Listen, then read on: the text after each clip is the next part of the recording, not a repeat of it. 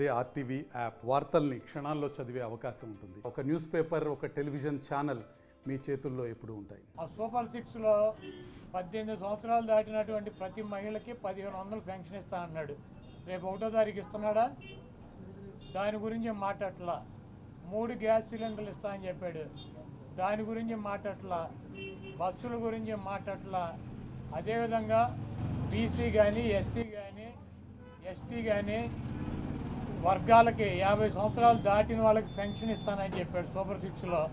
దాని గురించి మాట్లాడట్లా. అది ఎప్పుడు ఇస్తాడో చెప్పట్లా.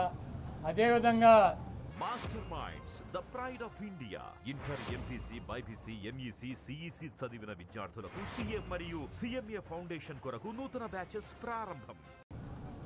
ఇంకోటి 20 లక్షల మందికి నిరుద్యోగులకి ఉద్యోగాలు ఇప్పిస్తాను.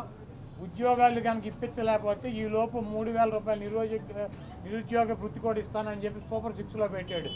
మొన్న తెలంగాణలో హరీష్ రావు గారు మాట్లాడుతూ చెబుతున్నాడు, చంద్రబాబు నాయుడు గారు చెప్పిన వాగ్దానాన్ని ఏమీ చెప్పాడు. 1000 రూపాయలు ఈయన పెంచింది. ఇప్పుడు వచ్చి 3000 ఆల్రెడీ ఇచ్చేది జగన్మోహన్ రెడ్డి గారు 3000 ఇస్తా అంటే ఈయన వచ్చి 1000 ఇచ్చాడు. మీరు అక్కడ 2000 ఇస్తా అంటే రేవంత్ రెడ్డి 4000 చేయాలి కాబట్టి అక్కడ ఇబ్బంది పడుతూ ఉంటాడు. ఇంకా ఈయన సూపర్ 6 అని చెప్పి ప్రతి మహిళకి 1500 రూపాయలు ఇస్తాడు 18 సంవత్సరాలు దాటిన వాళ్ళకి. మరి ఆ వాగ్దానం ఎప్పుడు చేస్తాడు? రేపు 1వ తారీఖు ఇవ్వరా? కాబట్టి తెలుగుదేశం పార్టీ ఆయన ఇచ్చినటువంటి వాగ్దానాలను, చంద్రబాబు నాయుడు చేసినటువంటి వాగ్దానాలని పక్కదారి పట్టించడానికి ఊరికినే మొన్నేమో పోలవరం వెళ్ళి వచ్చాడు సోమవారం, మళ్ళీ గురువారం ఏమో అమరావతి వెళ్ళి వచ్చి అక్కడ ఎన్ని తిరిగి ఈయన కాలక్షేపం కబుర్లు, కాలక్షేపం మాటలు, ఊరికినే ఆయన వెళ్ళి అటు ఇటు తిరిగి రావటం తప్పించి ఎప్పుడు నువ్వు సూపర్ 6 అమలు చేస్తున్నావో స్పష్టంగా చెప్పాలని చెప్పి మేము డిమాండ్ చేస్తున్నాం. ఇస్లామీ దేశం ఎవరిని టార్గెట్ చేసుకున్నప్పుడు నేను పోయినంత మాత్రాన నన్ను టార్గెట్ చేస్తే వైఎస్ఆర్ కాంగ్రెస్ పార్టీ ఏం ఆగదు. జగన్మోహన్ రెడ్డి గారు ఇంటికి కూడా వీళ్ళు ఏం పీకలేరు. నన్ను కాదు, జగన్మోహన్ రెడ్డి గారినే టార్గెట్ చేస్తారు.